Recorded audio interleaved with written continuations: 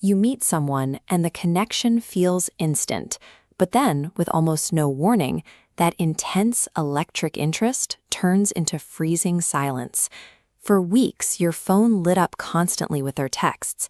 They wanted to know every detail about your day.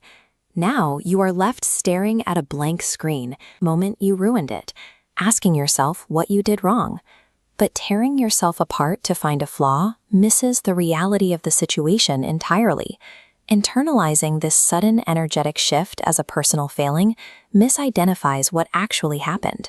When someone suddenly walks away, it is almost never a reflection of how valuable you are. This diagram maps out a fatal confusion driving much of modern dating. We often confuse the thrill of excitement with actual emotional depth. As you can see, the two concepts barely overlap. When we assume those early, intense sparks are the foundation for a lasting relationship, we set ourselves up to become collateral damage in someone else's hunt for a quick rush. This abstract neural network model shows how the brain responds to novelty. It naturally lights up in the presence of fresh stimulation. As new attention pours in, these pulses expand, temporarily mimicking the exact neurological feeling of deep intimacy. At the peak of this rush, both of you are flooded with elevated dopamine levels. You aren't seeing each other clearly. You are mutually experiencing a chemical high. But maintaining that level of chemical saturation requires a massive amount of biological energy. The human body simply cannot sustain it long term. That explosive early phase of these brief relationships isn't a sign of rare psychological compatibility. It is a predictable biological response to newness. Eventually, the biological novelty wears off, and that initial chemical high dissipates. The relationship suddenly stops running on the passive fuel of excitement. It now demands active emotional work and real closeness to maintain stability. This is the exact moment the illusion shatters. Real life does not offer constant, high-stakes stimulation, and the fire goes out. When the dynamic requires vulnerability instead of effortless thrills, a partner who isn't prepared for that work will instinctively hit the escape button.